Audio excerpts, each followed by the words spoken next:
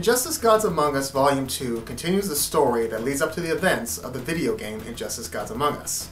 In the first part, we hear a faint SOS coming from the dead city of Metropolis. It's picked up by the Watchtower, where Superman, Wonder Woman, and Green Lantern descend to investigate. They discover that Lex Luthor survived by hiding in a bunker. Well, I guess I got that wrong for my first review. Turns out it was someone else hiding in the shadows, but more on that later. Lex joins the League in their efforts, but convinces them that they need to start planning things out instead of just reacting. Meanwhile, young Billy Banston remains conflicted on if what they're doing is right. He interviews various people, but finds that most of their reactions are very mixed. His confliction is furthered after the League battles Black Adam, who was only trying to protect his country. Adam's powers are stripped from him, leaving him an old shell of his former self. Elsewhere, Hawkgirl is on a routine patrol when she is abducted by Batman's team of vigilantes. This leads to a scene in Mogadishu where many displaced people, most of them women, are being terrorized by the men who are supposed to protect them. One of them is about to commit a rape when he's stopped by Wonder Woman. Realizing that stopping one of them will not prevent the crimes from being committed, Diana kills her prisoner and forces the other soldiers to drop their guns. She then has the women pick them up and leaves them to decide the men's fate.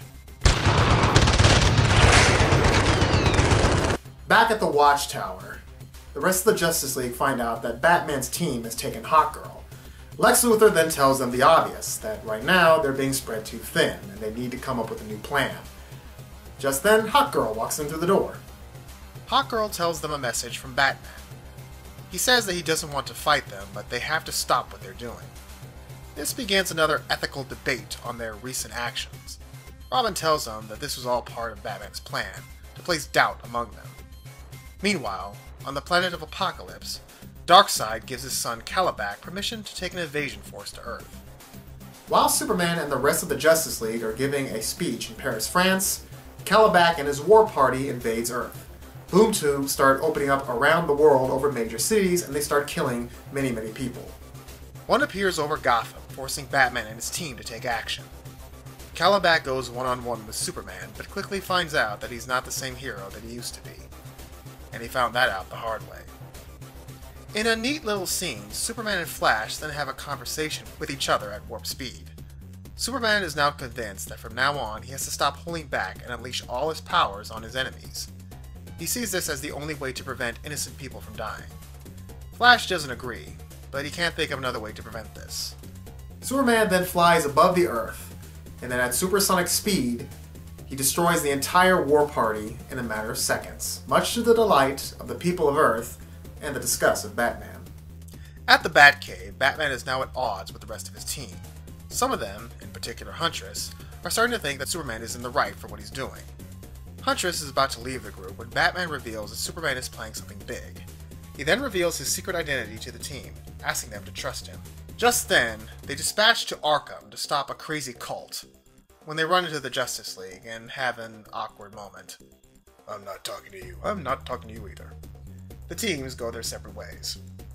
At the Fortress of Solitude, Lex Luthor is working on Superman's plan, where he has to talk with Jonathan and Martha Kent, who Clark had them stowed away to keep them safe. Or at least in his mind he does. Later at the Watchtower, Luthor reveals his finished work. Pills that will give ordinary people boosts of super strength and speed, and become a super army. Later that night, Robin sneaks off the Watchtower with one of the super pills and goes to Wayne Manor. Unbeknownst to him, he's being tracked by Hawkgirl. Robin meets up with Batman and Alfred, but things quickly go south. Having taken the pill, Robin's strength has greatly increased, but he doesn't realize how much until he accidentally knocks Alfred into a computer. Robin almost takes the place down when he's stopped by Hawkgirl. Realizing that she's not that strong, Robin reveals that she was really Martian Manhunter in disguise. Robin flees back to the Watchtower and tells the League what Batman has done, and how Manhunter was his spy the whole time. Superman decides to take the offensive against Batman. Superman goes on live TV across the world and is about to reveal Batman's true identity. Batman is able to prevent it at first by disabling the Watchtower, but with some quick work from Lex and Cyborg, the entire world finds out anyway. Hashtag Batman is Bruce Wayne. After landing the Watchtower on Earth, Superman and the League seek out Batman to arrest him for kidnapping Hawkgirl. They find him at a waterfall just outside the cave. But Then they find out that the real Hawkgirl is now at the Watchtower. Batman then suddenly flies away. Well, that was unexpected. Turns out it was Manhunter in disguise. The League gives chase, but Manhunter is able to confront Superman alone.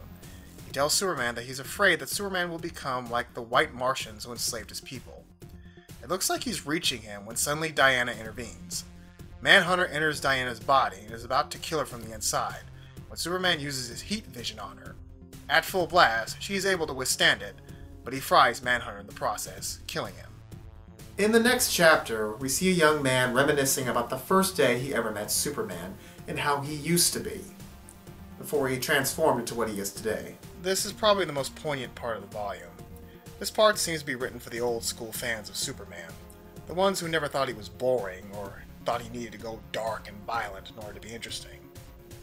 The ones who enjoyed what he represented, the Man of Tomorrow. It's the classic debate of what people think that Superman should be. Should it be a representation of traditional values, fighting for truth, justice, and the American way? Or should he be a badass who's not afraid to get his hands dirty for the greater good? Or is there a happy balance? I guess it's up to you and your own personal preference. Later on, Superman is confronted by the main man himself, Lobo. He was hired by Darkseid after Superman killed Kalibak. After some aggressive negotiations, Lobo decides that going up against Superman is just not worth the effort. Instead, Supes offers him a new job: to locate and bring to him Harley Quinn. Lobo takes the job with the payment of one of Superman's super pills as compensation. Lobo finds Quinn, but she's able to outsmart him and take the pill off him. After using it, we now have a super-powered Harley Quinn.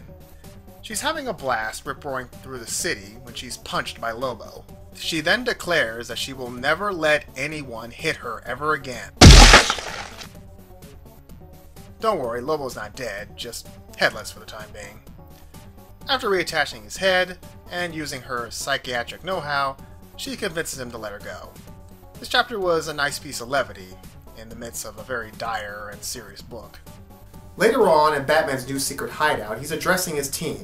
He reveals to them that Superman has killed Manhunter, and also that Lex Luthor has developed a brand new super technology, and that they're going to break into the Fortress of Solitude and steal it.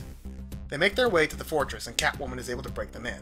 When Batman sees that the Kents are there, he realizes that they made a big mistake. They try to leave, but it's too late. Superman arrives and thinks that they're here for his parents.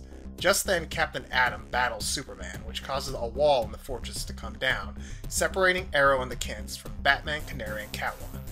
Batman promises to come back for them when Superman is gone. Atom and Superman continue their fight when Wonder Woman intervenes. She slashes Atom's suit, which causes him to lose control of his radiation. Knowing that he can't control it, he decides to take Superman with him. He flies up to the solar system and explodes with the force of several nuclear bombs. But Superman survives. Back at the fortress, Superman finds his parents and confronts Arrow.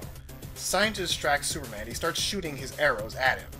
One of them bounces off of Superman and accidentally hits Jonathan in the shoulder. Superman smacks him across the face, sending him flying. He shoots one more arrow that flies past Superman through a hole in the wall. Superman then kills Arrow with his bare hands. Out in the North Pole, Batman and the others are waiting for Green Arrow when they get a reading on their tracker. They go to the source and find his arrow, with the super pill attached to it. After returning to their secret hideout, the rest of the team learn what has happened to Green Arrow. Batman decides to return to the Batcave to use the Batcomputer to synthesize it, even though he knows that Superman will come for him. He leaves, but not before sharing a tender moment with Catwoman. At the fortress, the Kents are horrified at what Clark has done. Superman is about to leave to find Batman when he is confronted by a hologram of Jor-El. They try to reason with him, but he is just too far gone. Superman arrives at the cave just as Batman is synthesizing the technology. He tries to distract Superman while it's being processed, but he is not successful. Superman stops him from taking the pill, and then he gives Bats the good old backbreaker. He's about to take Batman away when he notices that the Batcomputer completes the analysis and uploads the technology, giving Batman's followers the chance to replicate it. Then comes the worst moment in Superman history. He gets his ass kicked by Alfred, who took the pill when Superman wasn't looking. After laying the smackdown, Alfred picks up Batman and they teleport away. A day later, Superman holds a press conference at the United Nations and unveils his newly assembled army, and declares that they will find Batman and bring him to justice at all costs, thus ending Year One. Now, for the most part, I really enjoyed this volume, except for the ending. I had a little bit of an issue when Superman turned complete a-hole. Now, I understand that we were going to get there eventually, but I was just kind of surprised how quickly he did a complete heel turn at the end, because up to that point, we've seen kind of a steady decline, you know? It was just going down in a very, steady progression. Then all of a sudden, it just went from here to that. Now, I understand that he's not in this right frame of mind. He went to the fortress, and he, for some reason, thought that they were after his parents. They just kind of flipped out. But it was just seeing him just kill Arrow like that was kind of hard to swallow. Another tough scene to witness was him actually torturing Batman, and for a long time, Superman fan like myself, again, that was hard to witness. Without a doubt, at this point, Batman is the good guy and Superman is the bad guy. I mean, it's very black and white, very clear cut, and it's a bit of a shame they couldn't stretch that out a little more. Either way, though, it's a very good read. I really enjoy it. So I give Injustice: Gods Among Us Volume 2 an 8 out of 10. I definitely recommend it. And here's hoping we get Alfred as a playable character in Injustice: Gods Among Us 2.